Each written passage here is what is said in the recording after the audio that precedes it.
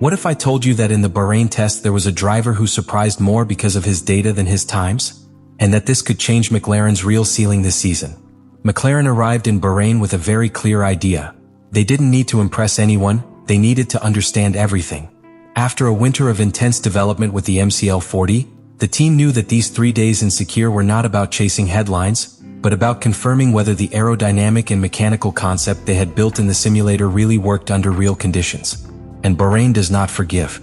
Heat, changing side winds, abrasive asphalt, and a track that punishes the rear axle in traction. If the car had structural weaknesses, they were going to come out here. The first day set the tone for the entire test. Oscar Piastri took the car in the morning session with an extremely structured program. They were not free laps, they were laps with purpose. Aerodynamic rakes mounted to measure real flow, Flovis paint to visualize air behavior in sensitive areas, constant passes at stable speed to correlate wind tunnel data with the runway. McLaren wasn't exploring the limit, it was looking for consistency. Each stint had a specific reason. Validate energy maps, test different wing configurations, analyze how the car reacted at slow corner entry versus medium corner, study stability and prolonged support. And this is where Piastri begins to stand out because his feedback was not generic. He didn't just talk about understeer or instability, he detailed in what exact phase of the curve the problem appeared and how it evolved lap after lap. While the stopwatch did not attract attention, critical data was accumulating in the garage. The team wanted to confirm whether the MCL40 simulation model was correctly calibrated. In Barcelona they had obtained a preliminary image, but Bahrain is a completely different test. And what they discovered is that the car had a solid foundation, yes, but also a very specific operating window. It was not a car that worked well in any conditions without fine adjustments. I needed precision. And that, in preseason, can be an advantage if it is understood quickly, or a problem if it takes too long to decipher it. The second day allowed us to deepen that understanding. With more mileage accumulated and more cross-references, McLaren began to simulate more realistic racing scenarios. Here the goal was no longer just pure aerodynamics, but degradation, high fuel performance, thermal management and consistency over long runs. The MCL40 showed something interesting. It wasn't explosive in a single lap, but it seemed extremely consistent in sustained pace. And in these long runs, Piastri's ability to maintain constant references helped identify micro variations in balance that do not always appear in an isolated lap. When a driver is able to repeat exactly the same driving pattern, engineers can isolate the car's behavior much more clearly. That's gold in a test. The third day was consolidation. McLaren didn't go out looking for a spectacular qualifying simulation. They closed the program by focusing on small adjustments, confirming outstanding correlations and fine-tuning the overall balance. And here the most relevant thing occurred. Internally, the feeling was that the car responded more coherently to setup changes when driven by Piastri. That meant the Australian was more easily within the car's optimal window, making it easier for engineers to understand which direction to take in development. It's not just about going fast. It's about being a precise tool for the team. At the end of the 3 days, McLaren was not celebrating a better time. Celebrated clarity. They knew what works, what doesn't work, and where they should focus immediate development. And within that clarity, the role of Oscar Piastri was decisive. Because while from the outside it looked like a low-key preseason, from the inside there was a powerful conclusion. The MCL40 has real potential, but it needs to be tuned with surgical precision, and Piastri is proving to be the driver who can best help achieve it. This is where the test changes its nature. It is no longer just about correlating the wind tunnel with the track. It is about measuring consistency, degradation, and stability when the car enters conditions more similar to a Sunday race. The MCL40 began to show its true personality. It wasn't a nervous car, but it wasn't forgiving either. Its operating window was precise. When he was inside her, the rhythm was solid and repeatable. When I left that range even slightly, the balance became more delicate, especially in the transition from medium corner to acceleration.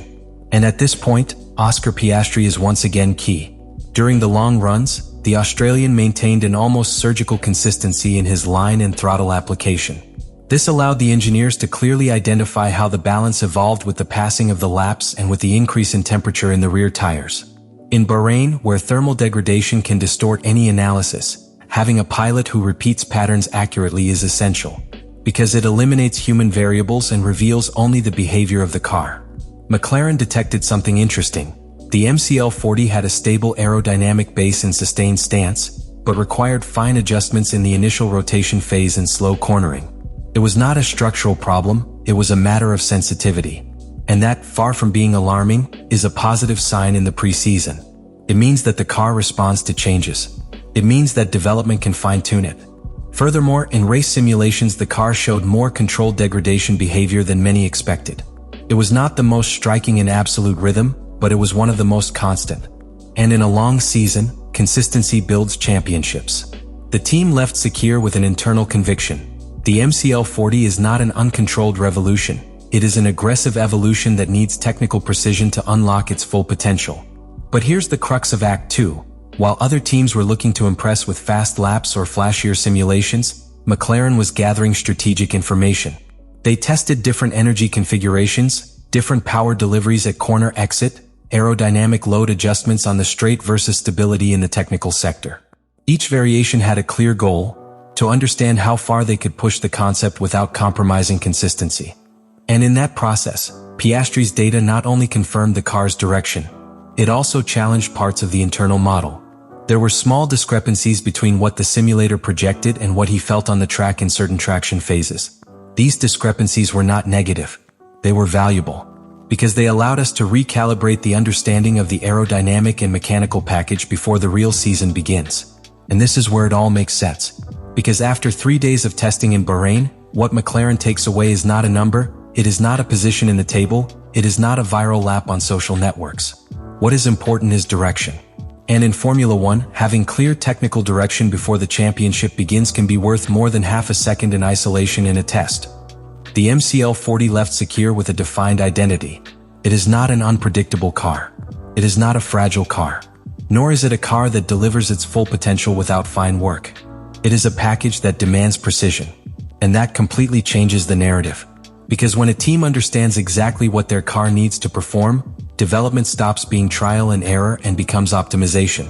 McLaren identified specific areas to strengthen: sensitivity in initial rotation, fine adjustments in traction under high load, and thermal management in extreme conditions. But the important thing is that none of those areas seem structural. They are not conceptual defects. They are calibration details. And that, in the preseason, is a powerful sign. Now, the most relevant point of this final act is not technical, it is strategic. Oscar Piastri not only helped understand the car, it helped speed up the understanding process. In a tight calendar, where the first races can set the dynamics of the championship, reducing the car's adaptation time can mean scoring big points from the start. And therein lies the true impact of what happened in Bahrain. It's not what we saw. This is what allowed us to prepare. McLaren leaves the 3 days with internal confidence. Not arrogant confidence, but based on data. They know that the MCL40 responds to changes. They know that it has consistency in long runs. They know that their operating window is narrow but understandable. And they know that they have a pilot capable of translating sensations into useful information for engineering. That is the differential. Because when the championship officially starts and the first evolutions start arriving, McLaren won't be trying to figure out what car it has. You will be polishing one that you already understand. And that difference can be enormous against teams that are still looking for balance or correlation. In Bahrain, we did not see the roof of the MCL40. We saw its base, and that foundation is solid.